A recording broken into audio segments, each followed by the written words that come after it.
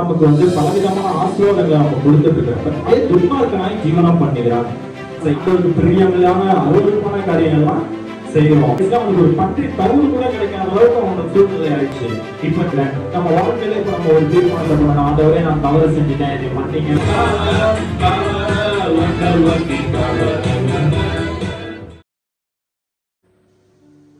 அல்லேலூயா, அல்லேலூயா. ஆண்டவர் இந்த வேளையில உங்களை சந்திங்க எனக்கு கொடுத்த ஒரு வாய்ப்புக்கு ஆண்டவருக்கு நான் நன்றி செலுத்துகிறேன். இந்த வேளையில் ஆண்டவர் எனக்கு கொடுத்த வார்த்தைகளை உங்களிடம் பகிர்வதில் மிகவும் மகிழ்ச்சி அடைகிறேன். லூக்கா 15:12-21 வரைக்கும் நீங்க படிச்சீங்கன்னா அதனால தியானிச்சீங்கன்னா உங்களுக்கு அது புரியும். பின்னும் அவர் சொன்னது, ஒரு மனுஷனுக்கு 2 குமாரர் இருந்தார்கள். அவர்களில் இளையவன் தகப்பனை நோக்கி, தகப்பனே, ஆஸ்தியில் எனக்கு வரும் பங்கை எனக்கு தர வேண்டும் என்றான். அந்தபடி அவன் அவர்களுக்கு தன் ஆஸ்தியை பங்கிட்டு கொடுத்தான். ஆஸ்தியை எனக்கு தர வேண்டும் என்றான். பிடிவாதம் பிடித்தவனாக அவன் தன் தகப்பனிடத்தில் போய், என்னுடைய ஆஸ்தியை நீங்கள் எங்களுக்கு பங்கிட்டு தர வேண்டும், எனக்கு நீங்க பங்கு போட்டு கொடுங்க அப்படின்னு பிடிவாத குணம் உள்ளவனா போய் தன்னுடைய ஆஸ்தியை போய் அவன்கிட்ட கேட்டான். ஆண்டவர் நமக்கு பலவிதமான ஆசீர்வாதங்களை நம்ம கொடுத்துட்டு இருக்கிறப்ப ஆண்டவர்கிட்ட போய் நம்ம நமக்கு தேவையான காரியங்களை ஆண்டவர்கிட்ட கேட்கிறோம். ஆண்டவரே எனக்கு இதை கொடுங்க, எனக்கு இதை செய்யுங்கன்னு சொல்லி ஆண்டவர்கிட்ட போய் நம்ம பலவிதமான காரியங்களை கேட்டு பிடிவாதம் பிடிக்கிறோம். ஆண்டவரே நீங்க எனக்கு கொடுத்துதான் ஆகணும், எனக்கு நீங்க செஞ்சுதான் ஆகணும்னு அந்த வேலையில மட்டும்தான் ஆண்டவரை போய் தேடி ஆண்டவர்கிட்ட போய் கெஞ்சி கேட்கிறோம். அப்போ ஆண்டவர் நமக்குரிய ஆசீர்வாதங்களை நம்ம கொடுக்கும் போது ஆண்டவர் அந்த ஆசீர்வாதத்தை நம்ம பிரயோஜனமா பயன்படுத்தி கொள்கிறோமான்னு தான் பார்க்கணும். நம்ம போய் கெஞ்சி கேட்கிறப்ப ஆண்டவர் எதை கேட்டாலும் நம்ம கொடுக்குற தேவன். அவருடைய பிள்ளைகள் நாங்க நம்ம அப்பாட்ட போய் நம்ம எப்படி கேட்கிறோம், அப்பா எனக்கு இதை நீங்க செஞ்சாகணும், எனக்கு நீங்க இதை கொடுத்தாகணும், எனக்கு நீங்க இதை செஞ்சே ஆகணும்ப்பா, எனக்கு இது வேணும் அப்படின்னு சொல்லி அடம் பிடிக்கிறோம், பிடிவாதம் பிடிக்கிறோம். அதனால நம்ம தகப்பன் என்ன பண்றாங்க, நம்ம அப்பா அம்மா என்ன பண்றாங்க, சரி நம்ம பிள்ளை பிடிவாதம் பிடிக்கிறானே, நம்ம பிள்ளை எவ்வளவு அழுகிறானே, கெஞ்சி கேட்கிறானே, அவனுக்கு நம்ம செய்வோம்னு சொல்லி அதை செஞ்சிடுறாங்க. செய்யறத நம்ம பிரயோஜனமா பயன்படுத்திக்கிறோமா? அது கிடைச்சோம் நம்ம என்னென்ன மாதிரியான காரியங்களை பண்றோம்? 13வது வசனத்துல படிங்க. சில நாளைக்கு பின்பு இளைய மகன் எல்லாவற்றையும் சேர்த்துக் கொண்டு தூரதேசத்துக்கு புறப்பட்டு போய் அப்பாட்ட போய் கேட்கிறோம், எனக்கு தேவையானதெல்லாம் நமக்கு தேவையானதெல்லாம் போய் கேட்கிறோம், கேட்டு கெஞ்சி அடம்பிடிச்சு கேட்கிறோம். அப்பா நமக்கு செய்யறாங்க. ஆண்டவர்கிட்ட போய் நம்ம கேட்கிறோம், ஆண்டவர் நமக்குரிய ஆசீர்வாதங்களை நமக்கு கொடுக்குறாரு. ஆனா அந்த வேலையில நம்மளுடைய ஆசீர்வாதங்கள் ஆண்டவர்கிட்ட நம்ம கேட்ட விஷயங்கள் நமக்கு கிடைச்சோன்னு நம்ம என்ன பண்றோம், அவரை விட்டு பிரிஞ்சு தூரமா போறோம். தூர தேசத்துக்கு போய் அவனுடைய ஆஸ்தியை அவன் வாங்கணும்னா அவன் தூர தேசத்துக்கு போயிடும். அப்பா எப்படி இருக்காங்க, அப்பா கூட இருக்கணும், ஆஸ்தியெல்லாம் அப்பா கொடுத்தாங்களே, நம்ம அப்பா கூட இருந்து அப்பா கூட இருந்து அவங்களையும் பார்த்துப்போம் நினைக்காம அவங்களை விட்டு தூரமாய் செல்கிறான். தூர தேசத்துக்கு போறான். தூர தேசத்துக்கு போறப்ப அப்படி என்ன ஆகுது, அவங்க விட்டு நம்ம அப்பா அம்மா விட்டு நம்ம தூரமா போறப்ப நமக்கு என்ன ஆகுதுன்னு பாத்தீங்கன்னா, அங்கே துன்மார்க்கனாய் ஜீவனம் பண்ணுகிறான். தூர தேசத்துக்கு போய் அங்க நமக்கு கிடைச்ச ஆஸ்தியெல்லாம் வச்சு துன்மார்க்கனாய் ஜீவனம் பண்றான். அப்பா அம்மாவுக்கு பிடிக்காத காரியங்கள், கர்த்தருக்கு பிடிக்காத காரியங்கள், கர்த்தர் நமக்கு கொடுத்த ஆசீர்வாதங்கள்லாம் தேவையற்று பயன்படுத்துறான். துன்மார்க்கனான காரியங்கள், உலக பிரகாரமான காரியங்கள்ல அதை போய் பயன்படுத்துறான்.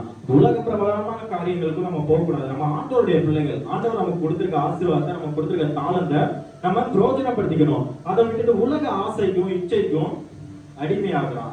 உலக ஆசை, ஆண்டவருக்கு பிரியமில்லாம அருவருப்பான காரியங்கள்லாம் செய்யறோம். நம்ம தகப்பனுக்கு அருவருப்பான காரியங்கள், நம்ம தகப்பனுடைய பேரை அங்க நாசம் பண்றோம். இன்னொருடைய பிள்ளை இப்படி பண்ணிட்டான் அப்படிங்கிற மாதிரி நம்ம தகப்பனுக்கு தான் அந்த கெட்ட பேரு. அது மாதிரி நமக்கு ஆசீர்வாதத்தை கொடுத்த நம்ம ஆண்டவருக்கு தான் அந்த கெட்ட பேரு. அதுல வாசிச்சீங்கன்னா தன் ஆஸ்தியை அழித்து போட்டான்.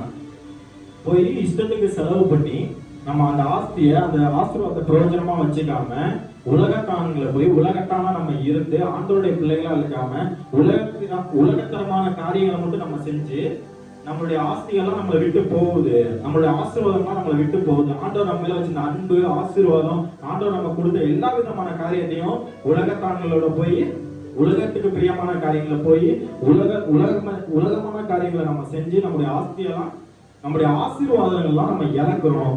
நம்ம ஆசீர்வாதங்கள்லாம் இழந்துட்டு 15வது வசனத்தை படிங்க. அந்த தேசத்து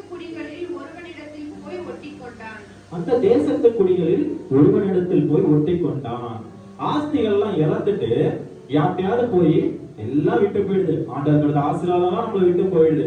நம்ம அப்பா நமக்கு கொடுத்த ஆசீர்வாதம்லாம் நம்மளை விட்டு போயிடுது. நம்ம அப்பா நமக்காக கஷ்டப்பட்டு சம்பாரிச்சு வச்சதான் துடுக்கிட்டு வந்து இங்க போய் துன்மார்க்கனா இருந்து, தூரதேசத்துல போய் துன்மார்க்கனா இருந்து எல்லாத்தையும் இழந்து ஒண்ணுமில்லாம போய் நிக்கிறோம். ஒண்ணுமில்லாம போய் நிக்கும் போது அப்பா மூஞ்சிலே முழிக்கிறதுக்கு கஷ்டமா இருக்கு.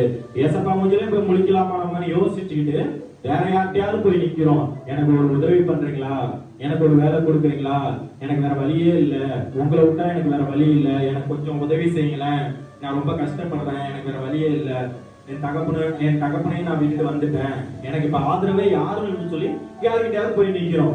அவங்களும் சரி நம்மளை பிடிச்சு நம்மள ஒரு அடிமைத்தனமா அவங்க வந்து இப்ப நம்மள்ட்ட ஒண்ணும் இல்லை தெரியுன்னா அவங்க நம்மள ஒரு அடிமைத்தனமா வச்சுட்டு நம்மள வேலை வாங்குறாங்க.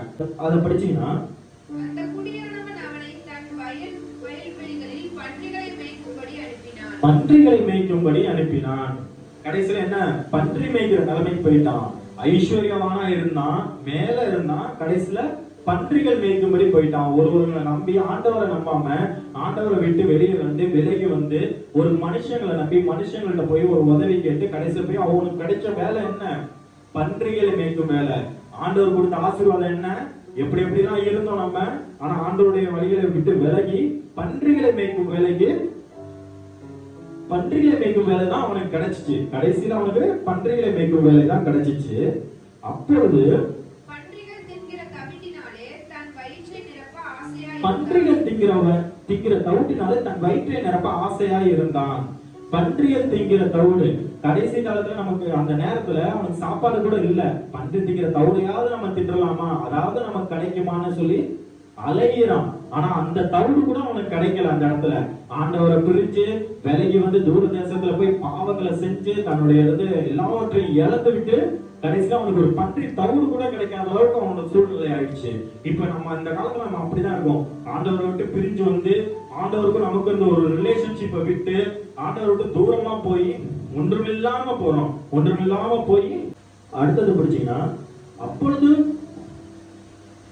அவனுக்கு புத்தி தெரிந்த போது அவனின் தகப்பனுடைய கூலிக்காரர் எத்தனையோ பேருக்கு பூர்த்தியான சாப்பாடு இருக்கிறது, நானோ பசியினால் சாகிறேன்.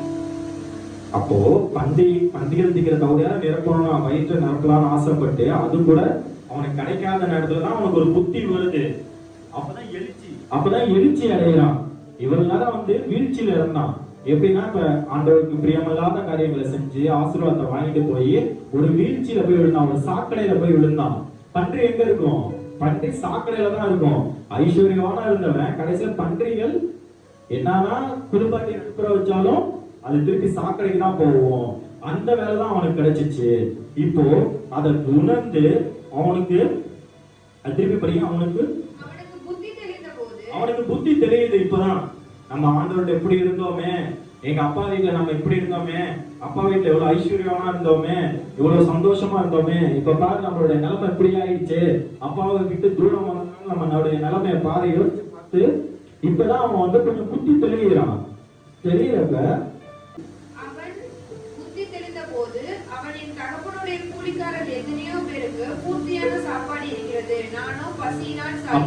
அப்பதான் அவனுக்கு வந்து ஒரு அறிவு வருது. நம்ம தகப்பன் இருந்தப்ப எத்தனையோ பேர் சாப்பிடுற அளவுக்கு அங்க வேலைக்காரங்க வந்தாங்க, நம்ம இப்ப ஒரு சாப்பாடு கூட இல்லாம இருக்கோங்கிறது புத்தி தெளிஞ்சு இப்பதான் அவனுக்கு ஒரு அறிவே வருது. ஆண்டவர் விட்டு நம்ம பிரிஞ்சு வந்துட்டோம்ங்கிற ஒரு அறிவு இப்போ இவ்வளவு அடிப்பட்டதுக்கு அப்புறம் தான் வருது. நம்ம ஒரு காரியம் என்னன்னா நம்ம எல்லாத்தையும் அடிப்பட்டதுக்கு அப்புறம் தான் உணர்றோம். ஒரு சில விஷயங்கள் அடிப்பட்டதுக்கு அப்புறம் தான் உணர்றோம். அப்பதான் நமக்கு ஒரு அறிவே வருது. அதுக்கு அடுத்து பார்த்தீங்கன்னா நான் எழுந்து என் தகப்பனிடத்திற்கு போய் அப்பதான் பாவம் அறிக்கிறோம். நம்ம போயிடுவோம், நம்ம போய் தகப்பன்கிட்ட போவோம் அப்படிங்கிற எண்ணமே அப்பதான் வருது. அப்பதான் நம்ம ஆண்டவரை தேடுறோம். பேசாம நம்ம ஆண்டவர்கிட்டயாவது போயிடுவோம், வேற வழியே இல்லை, நமக்கு வேற வழி இல்லை, ஆண்டவர்கிட்ட எப்படியாவது போய் மன்னிப்பு கேட்டு ஆண்டவர்கிட்ட போயிடுவோம் அப்படின்னு. அப்பதான் அவன் அதை உணர்ந்து அடுத்த வருஷம் படி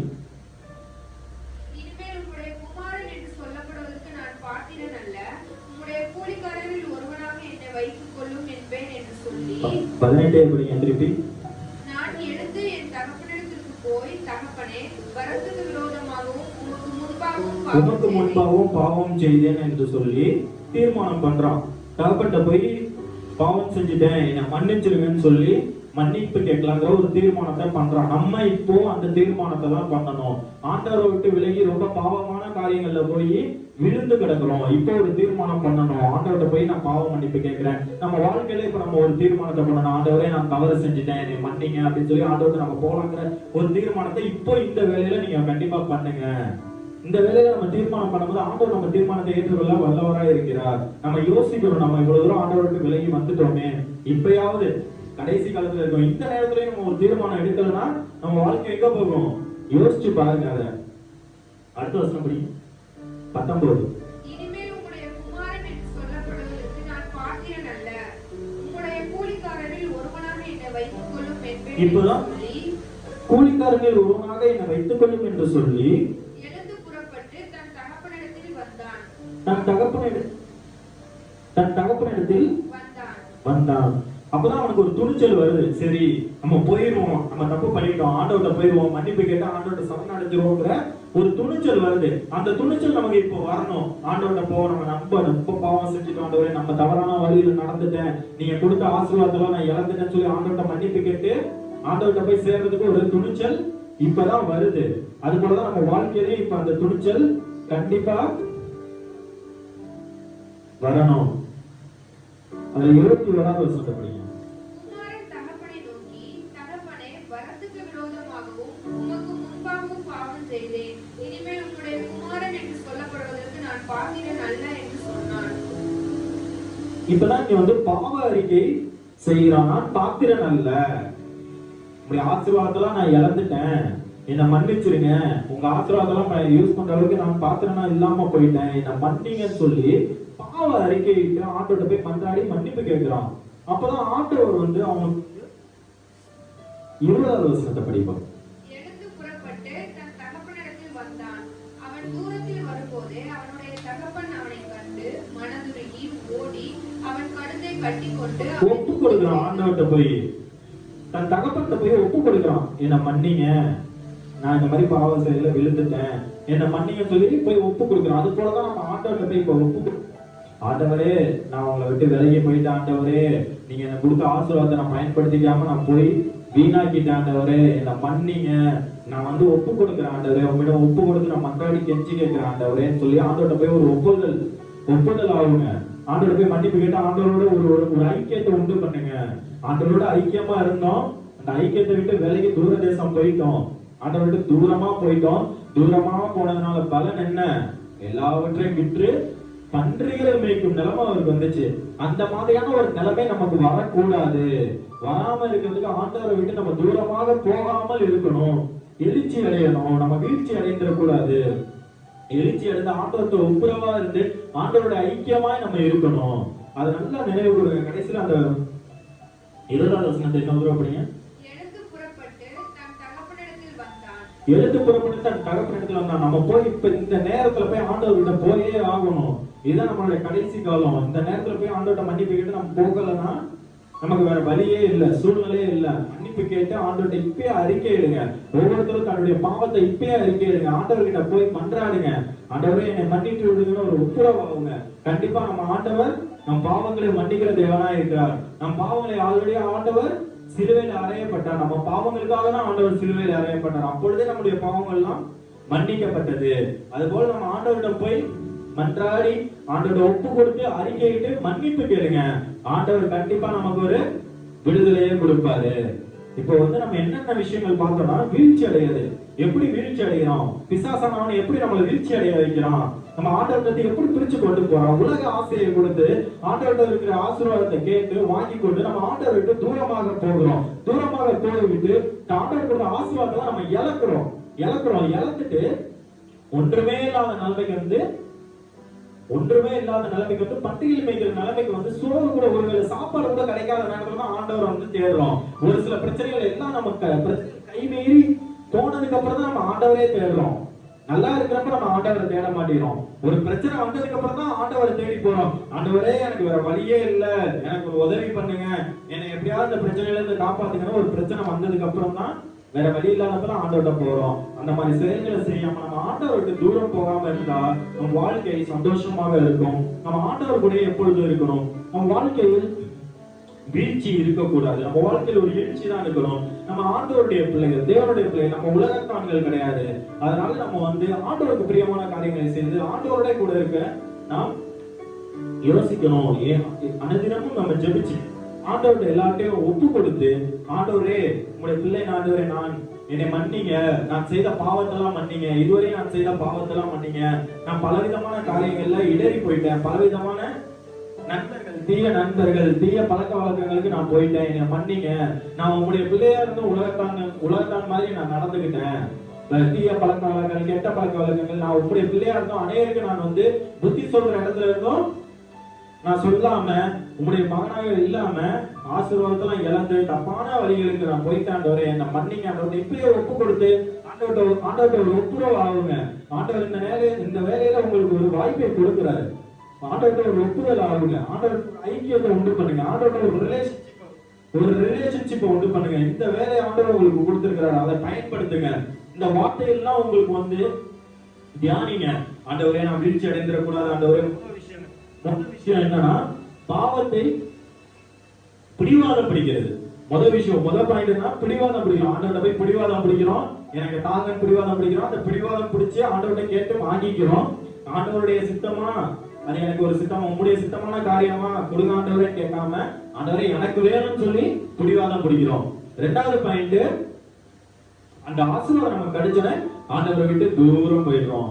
ரெண்டாவது பாயிண்ட், ஆண்டவரை விட்டு தூரம் போறோம். மூணாவது விஷயம் பாத்தீங்கன்னா, துன்மார்க்கமான விஷயத்துல நம்ம நடக்கிறோம், துன்மார்க்கத்தனமான விஷயத்துல நடக்கிறோம்.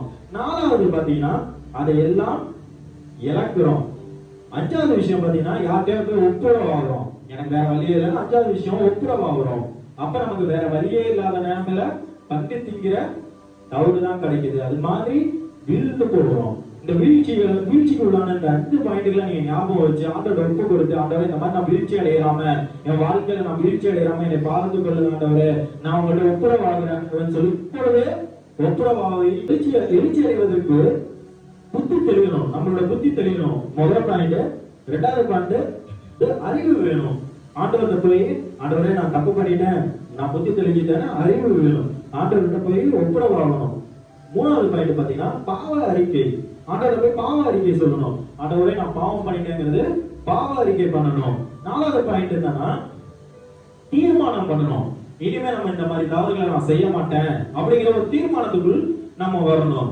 அஞ்சாவது பாயிண்ட் பாத்தீங்கன்னா, ஒரு துணிச்சல் வேணும். ஆண்டவர்கிட்ட போய் நம்ம போய் நிக்கணும். அப்ப நம்ம எல்லா விதமான காரியத்தையும் அறிக்கையிட்டாதான் ஆண்டவர்கிட்ட போய் நிக்க முடியும். அதுக்குரிய துணிச்சல் வரணும்னா என்ன பண்ணணும்? எல்லா விஷயங்களையும் விடணும். அஞ்சாவது பாயிண்ட், துணிச்சல் வேணும் நமக்கு ஆண்டவர்கிட்ட போய் நிக்கிறதுக்கு. அந்த துணிச்சலுக்கு தேவையான விஷயங்கள் எல்லாவற்றையும் அறிக்கையிட்டு விலகி வரணும். சரியான பாவ அறிக்கை. ஆறாவது பாயிண்ட், சரியான பாவ அறிக்கை. சரியான பாவ அறிக்கை பண்ணணும். நம்ம பண பாவங்கள் எல்லாத்தையும் அறிக்கையிட்டு ஆண்டவர் இடத்தில் ஒப்புரவு ஆகணும். ஆமென், ஹல்லேலூயா. மன்றாடி கேளுங்க, ஆண்டவரே நான் உம்மிடம் ஒப்புரவாகிறேன் ஆண்டவரே, நான் செய்த பாவங்கள்லாம் மன்னியும் ஆண்டவரே, அறிக்கை எடுக்கிறேன் ஆண்டவரே, இளையகுமாரன் வாழ்க்கையில் நடந்தது போல என் வாழ்க்கையில் நடக்காமல் நான் இப்பொழுதே உன் வாழ்க்கையை உம்மிடம் ஒப்பு கொடுக்கிறேன் ஆண்டவரே, நான் வழி தவறி போகாமல் என் பாதத்துக் கொள்ளும் ஆண்டவரே, உம்முடைய சித்தத்தின்படி என் வாழ்க்கை நடக்கட்டும் ஆண்டவரே, எனக்கு உமக்கு சித்தமானவைகள் மட்டும் என் வாழ்க்கையில் நீ தாங்க ஆண்டவரே, உமக்கு சித்தமானவைகள் மட்டும் தான் என் வாழ்க்கையை வேண்டும் ஆண்டவரே என்று சொல்லி ஆண்டவரிடத்தில் இப்பொழுதே ஒப்புரவாகுங்க. ஆமென், ஹல்லேலூயா.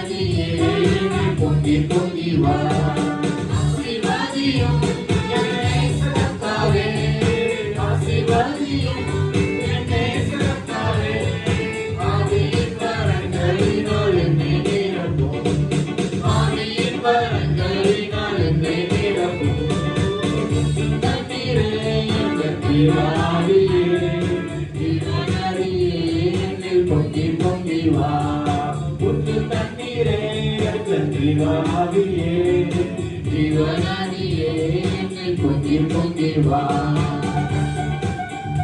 ஆமென். ஆண்டவர் இப்பொழுது இறங்குகிறார். ஹல்லேலூயா. ஆண்டவரே ஜீவாவியே என்று கூறுங்க. ஹல்லேலூயா. ஸ்தோத்திரிக்கிறோம் ஆண்டவரே. இப்பொழுது இறங்க வேண்டுமாய் ஜெபிக்கிறோம் ஆண்டவரே. ஸ்தோத்திரிக்கிறோம் ஆண்டவரே. வந்திருக்கிற ஒவ்வொருவருக்கும் உம்முடைய கரம் தொட வேண்டுமாய் ஜெபிக்கிறோம் ஆண்டவரே. ஸ்தோத்திரிக்கிறோம் ஆண்டவரே.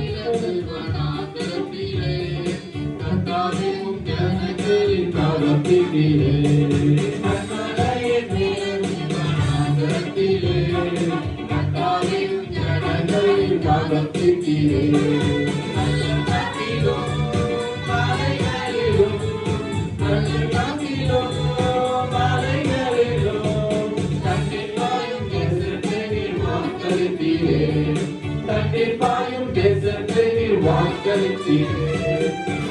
தண்ணீரே ஜீவாவியே ஜீவநதியே என்னில் பொங்கி பொங்கி வா. தண்ணீரே ஜீவாவியே ஜீவநதியே என்னில் பொங்கி பொங்கி வா. ஹல்லேலூயா. எத்தனை பேர் விசுவாசிக்கிறீங்க? ஆண்டவர் ஊற்று தண்ணீர் ஆண்டவர் ஜீவாவியா இருக்கிறார். எத்தனை பேர் விசுவாசிக்கிறீங்க? ஹல்லேலூயா. சொல்லுங்க. ஆமென். ஆண்டவரே இப்பொழுதே நீங்கள் எங்கள் வாழ்க்கையோட அற்புதங்களை செய்யுங்க ஆண்டவரே. அப்படின்னு எத்தனை பேர் விசுவாசிக்கிறீங்க? ஆண்டவர் இப்பொழுது உங்கள் வாழ்க்கையில் ஒரு அற்புதம் செய்கிறார். எத்தனை பேர் விசுவாசிக்கிறீங்க? ஆண்டவரிடம் அறிக்கையிடுங்க. ஹல்லேலூயா. என் வாழ்க்கை சத்தியாக்கும் ஆண்டவரே. ஆண்டவரே இப்பொழுதே அறிக்கையிடுங்க. ஆமென். ஜீவ ஊற்றினால் என்னை நிரப்பிடுமே.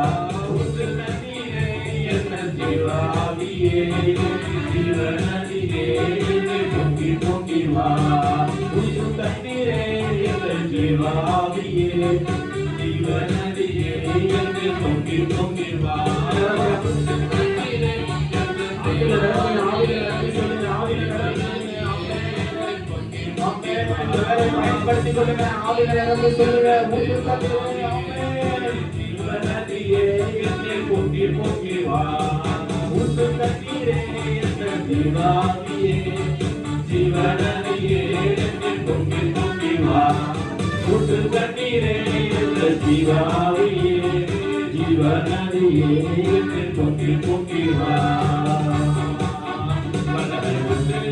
உண்டு அற்புத வல்லமை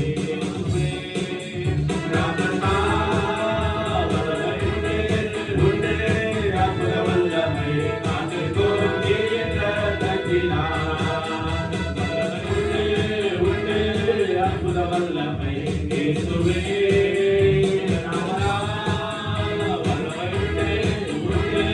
அற்புத வல்லமை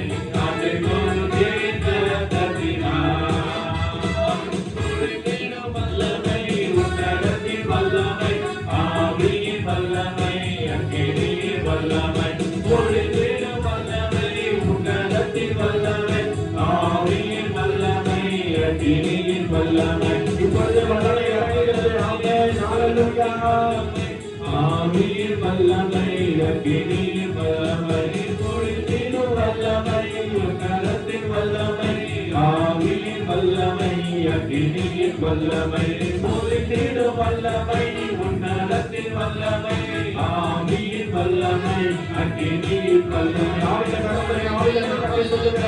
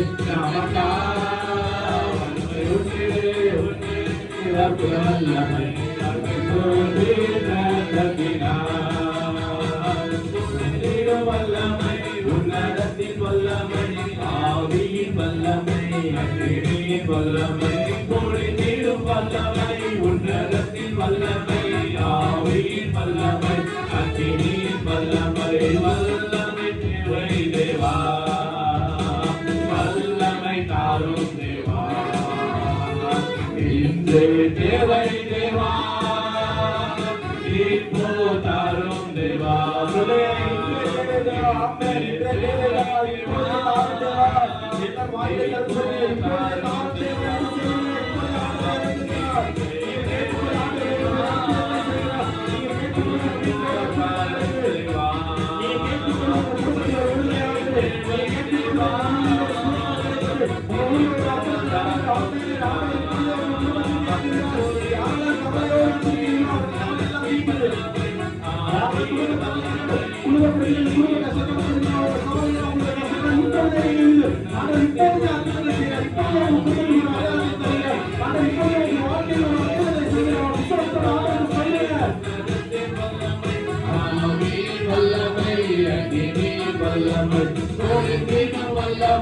உன்னதத்தின் வல்லமை ஆவியின் வல்லமை அக்கினியின் வல்லமை பொழிந்திடும் வல்லமை உன்னதத்தின் வல்லமை ஆவியின் வல்லமை அக்கினியின் வல்லமை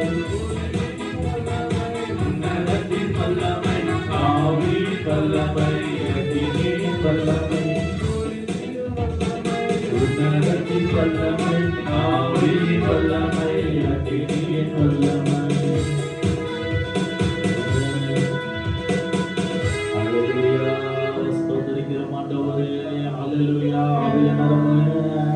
ஆண்டவர் உங்கள் குடும்பத்தில் அற்புதங்களை அடலை செய்த விசுவாசிங்க. நீங்க போகும்போது எந்த ஒரு பிரச்சனையோட இருந்தீங்களோ அந்த பிரச்சனை உங்களை விட்டு நீங்கி போயிட்டு விசுவாசத்தோடு நீங்க போங்க. ஆண்டவர் உங்க வாழ்க்கையில் ஒரு அற்புதத்தை செய்து விட்டாருன்னு ஒரு விசுவாசத்தோடு போங்க. ஆண்டவர்கிட்ட ஒப்புரவாகுங்க. ஆண்டவரை உங்கள்கிட்ட ஒப்புரவாயிட்டு ஆண்டவரை நீங்க ஆண்டவர்கிட்ட எப்ப ஒப்புரவாகிறீங்களோ அப்போ உங்களுடைய பிரச்சனைகள் உங்களை விட்டு நீங்கி விட்டது என்று விசுவாசிங்க. இப்பொழுதே உங்கள் பாவம், உங்கள் பிரச்சனைகள், உங்கள் கஷ்டங்கள், எல்லா வித பிரச்சனைகளும், எல்லா விதமான பாவங்களும், எல்லா விதத்தையும் அறிக்கையிடுங்க. இப்பொழுதே ஆண்டவர் ஒரு விடுதலை உங்களுக்கு கொடுத்து விட்டார். அல்லேலூயா. விசுவாசத்தோட ஒரு அல்லேலூயா சொல்லுங்க. ஆமென். ஆண்டவர் கொடுத்த வார்த்தை ஆண்டவர் உங்க வாழ்க்கையில் இப்பொழுது செய்ய போகிறார். உங்க வாழ்க்கையில் நீங்க வீழ்ச்சி இல்லாமல் எழுச்சியா இருக்க கிருபை செய்கிறார் ஆண்டவர். ஆண்டவர்கிட்ட ஜெபிங்க, ஆண்டவர்கிட்ட ஒப்பு கொடுங்க. ஏசப்பா நாளுக்காக நன்றியோடு கொடுமை துதிக்கிற மாட்டவரே, வந்திருக்கிற ஒவ்வொருவருக்காக ஜெபிக்கிற மாட்டவரே, துதிக்கிற மாட்டவரே. அவர் வாழ்க்கையில ஒரு வீழ்ச்சி நம்ம எழுச்சி இருக்கு, நீ கிருபை செய்ய வேண்டுமா ஜெபிக்கிற மாட்டவரே. வந்திருக்கிற ஒவ்வொரு வெறுங்கையோடு போகாதபடி நீ அவர்களை ஆசீர்வாதத்தை விளையாட வேண்டுமா ஜெபிக்கிற மாட்டவரே. ஸ்தோத்திரிக்கிறவர்கள் வாழ்க்கையில் எல்லாம் அற்புதங்களை அடையாளங்கள் செய்ய மாட்டவரே. ஸ்தோத்திரிக்கிற மாட்டவரே துதிக்கிறோம். நீ ஜீவனுள்ள தேவனாய் இருக்கிற ஆண்டவரே துதிக்கிறோம். எங்கள் வாழ்க்கையை நீ காலத்தோலை நடத்தி கொண்டிருக்கிறீர். இப்படி சித்தத்தின்படி எங்கள் வாழ்க்கையை நீ நடத்தி கொண்டிருக்கிறீர். அதற்காக உங்களுக்கு நன்றி ஆண்டவரே. நீரே ஒவ்வொரு காரியங்களும் நீ பொறுப்பெடுத்து நடத்த வேண்டுமா ஜெபிக்கிற மாட்டவரே. நீரே பயன்படுத்தும் ஆண்டவரே. வந்திருக்கிற ஒவ்வொருவரையும் ஆசீர்வதிக்க வேண்டுமா ஜெபிக்கிற மாட்டவரே. துதிக்கிற மாட்டவரே. இந்த வாய்ப்பை கொடுத்த சபையாருக்காக ஜெபிக்கிற மாட்டவரே. நீர் அவர்கள் கூட இறங்கி ஊழியத்திலும் அவர்களை ஆசீர்வதித்து அவர்கள் பெருக செய்ய வேண்டுமா ஜெபிக்கிற மாட்டவரே. இந்த இடம் முழுக்க பிள்ளைகள் நிரம்பி வழியை கிருபை செய்யணுமா ஜெபிக்கிறோம் ஆண்டவரே. சோதரர் எல்லா காலம் நீரே பொறுப்பினார். புகழ்றாக இயேசுவிலே நாமத்தை ஜெபிக்கிறோம் நல்ல பிதாவே. ஆமென். என் ஆத்மாவே கர்த்தரை ஸ்தோத்திரி, என் முழு நாமத்தை ஸ்தோத்திரி. என் ஆத்மாவே கர்த்தரை ஸ்தோத்திரி, அவர் செய்த சகல பலனை மறவாதே. ஆமென். ஹல்லேலூயா, ஹல்லேலூயா, ஹல்லேலூயா.